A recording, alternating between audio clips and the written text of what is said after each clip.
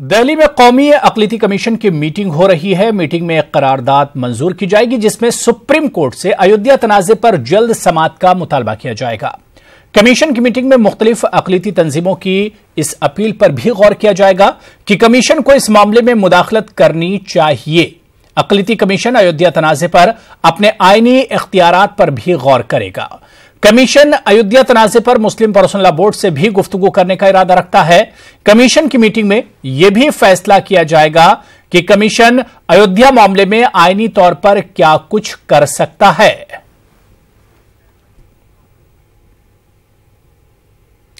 खबर तेलंगाना से है, जहां अजीम इत्तेहाद की क़यादत करने वाली कांग्रेस ने 10 उम्मीदवारों पर मुश्तमिल अपनी दूसरी फहरिस्त जारी कर दी है। वाज़ेह है कि 119 रुकनी तेलंगाना असेंबली में कांग्रेस ने 94 हलकों से अपने उम्मीदवार मैदान में उतारने का ऐलान किया है। तेलुगु देशम, टीजेएस और सीपीआई के लिए 25 नशिस्तें छोड़ी हैं। कांग्रेस की पहली फहरिस्त में 65 उम्मीदवारों के नाम शामिल थे। इसे मजीद 19 उम्मीदवारों के नाम का अभी ऐलान करना बाकी है। 7 दिसंबर को तेलंगाना में वोटिंग होगी।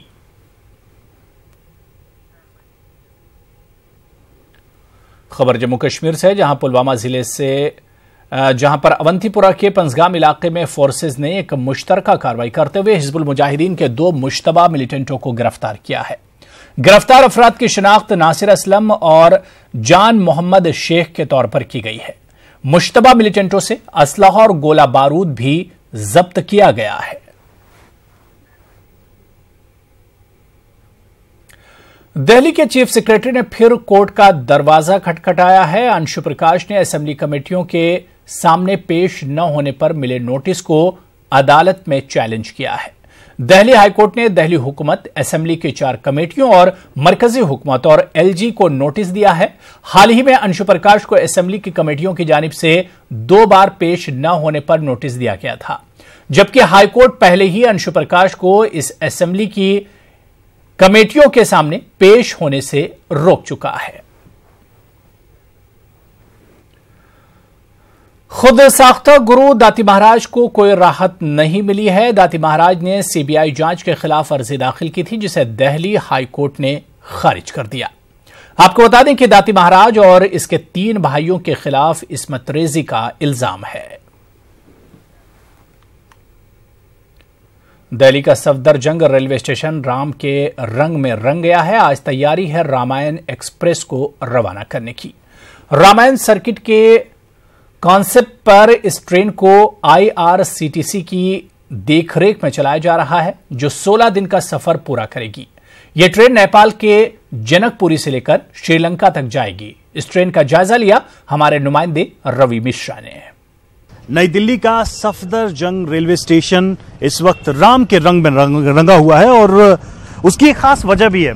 खास वजह है रामायण एक्सप्रेस। जी हां, रामायण एक्सप्रेस यहां से आज शुरू होने वाली है और आप विश्वास करें या ना करें, लेकिन अगर आप इस ट्रेन से यात्रा शुरू करते हैं तो रामायण से जुड़ी जितनी भी जगह हैं, अहम जगह हैं, वहां की यात्रा आप एक साथ एक बार में कर लेंगे। मसलन जैसे मैं दिखाना चाहूंगा, ये जो होर्डिंग लगाई गई उसमें आप देख सकते हैं कि दिल्ली के सफदरजंग से ये शुरू होकर अयोध्या और सीतामढ़ी यानी बिहार, देखिए उत्तर प्रदेश से फिर बिहार, जनकपुर यानी बिहार और नेपाल का बॉर्डर, फिर आप आएंगे वाराणसी, प्रयागराज और चित्रकूट, नासिक, हम्पी, रामेश्वरम और मदुरई, यानी कि दक्षिण भारत तक की यात्रा इससे आप करेंगे। लेकिन यात्रा वहीं तक खत्म नहीं होगी, क्योंकि आईआरसीटीसी की बुकिंग के थ्रू आप जब इस ट्रेन में यात्रा शुरू करेंगे तो अगर आप श्रीलंका तक की यात्रा करना चाहते हैं तो उसकी भी सुविधा है। यानी कि भारत के सबसे दक्षिणी पॉइंट पर जाने के बाद वहां से आप श्रीलंका में जो रामायण से जुड़े प्लेसेस हैं, जो जगह हैं, वहां की यात्रा भी कर सकते हैं। बेहद दिलचस्प बात यह है कि इस ट्रेन का कॉन्सेप्ट ही रामायण से जुड़ी घटनाओं पर जो यात्री हैं उनको घटनाओं से जुड़ी जगहों पर यात्रियों को ले जाना है, उनको रामायण के बारे में और भारत की जो धरोहर है उसके बारे में परिचित कराना है। यात्रियों के लिए एक बेहद रोमांचकारी यात्रा भी होगी। बहुत सारे लोग अभी से ही अंदर बैठे हुए हैं, इंतजार कर रहे हैं कि कब ये ट्रेन चलेगी और कब इसकी शुरुआत होगी। तो एक खास मौका है पर्यटन के लिहाज से भी और भारत की जो अपनी धरोहर है, अपनी जो परंपरा है, उसको आगे बढ़ाने के लिहाज से भी। कैमरामैन अंकित के साथ रवि मिश्रा, नई दिल्ली, न्यूज़ 18। वज़ीर-ए-आज़म नरेंद्र मोदी ने सिंगापुर में अमेरिका के नायब सदर माइकल आर पेंस से मुलाकात की। दोनों लीडरों ने अहम इश्यूज पर तबादला ख्याल किया। इससे कबल वज़ीर-ए-आज़म ने ईस्ट एशिया समिट में सिंगापुर के वज़ीर-ए-आज़म ली सी लुंग से भी मुलाकात की। मीटिंग में खित्ते के इक्तिसादी वसाइल ज़ेर बहस रहे। आपको बता दें कि वज़ीर-ए-आज़म नरेंद्र मोदी सिंगापुर के दौरे पर हैं, जहां वो 3 समिट्स में शिरकत कर रहे हैं, जिनमें आसियान, फेंटिक और ईस्ट एशिया समिट शामिल हैं। भोपाल में chief election commissioner OP Rawat ने न्यूज 18 से खास बातचीत की। उन्होंने मध्य प्रदेश में इंतखाबी तैयारियों पर इत्मीनान का इजहार किया। इंतखाबात में कालेधन के इस्तेमाल के अंदेशे पर उन्होंने कहा कि कालेधन पर रोक के लिए तमाम एजेंसियां अलर्ट पर हैं। मध्य प्रदेश में चुनाव की तारीखें आने में अब कुछ ही दिन बाकी हैं। ऐसे में चुनाव आयोग के ऊपर एक बड़ी जिम्मेदारी है चुनाव को संपन्न कराने को लेकर। मुख्य चुनाव आयुक्त ओपी रावत हमारे साथ मौजूद हैं। सर, एक तो काफी कम समय बचा है, लेकिन जिस तरीके से प्रदेश में हालात हैं, 500 करोड़ रुपए के हवाला के कारोबार का खुलासा हुआ है, आपको लगता है एक बड़ी चुनौती बन गया है प्रदेश में चुनाव कराना? बिल्कुल नहीं, हमारी मशीनरी इतनी बढ़िया है, इतनी एफिशिएंटली काम कर रही है कि इसीलिए ये 513 करोड़ का हवाला पकड़ा गया है। और भी जगह जगह तरह तरह की जो भी गड़बड़ियां हो रही हैं वो सब पकड़ी जा रही हैं। तो पूरी चुनाव मशीनरी चौकस है और बहुत अच्छे चुनाव होंगे, पूरी उम्मीद है। और अभी आप देखिए बस्तर में भी कितने अच्छे चुनाव हुए हैं।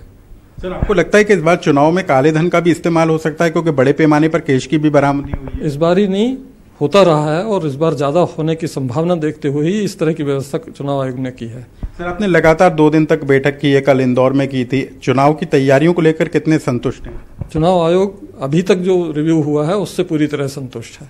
तो मुख्य चुनाव आयुक्त हैं जिनका साफ तौर पर कहना है कि चुनाव की प्रक्रिया को लेकर वो पूरी तरीके से संतुष्ट हैं। लगातार 2 दिन तक भोपाल में और इंदौर में रहकर उन्होंने बैठकों का दौर किया है और जिस तरीके के हालात प्रदेश में बने हैं, चाहे वो हवाला कारोबार के तहत कैश की बरामदी हो या बड़े खुलासे हो, उन तमाम मामलों की बारीकी से निगरानी की जा रही है। और यही कारण है कि अब खुद ओपी रावत जो कि मुख्य चुनाव आयुक्त हैं, उन्होंने पूरे तरीके से चुनाव की प्रक्रिया को लेकर कमान अपने हाथ में संभाल ली है। कैमरामैन अनिल गवई के साथ अनुराग श्रीवास्तव, न्यूज़ 18 भोपाल।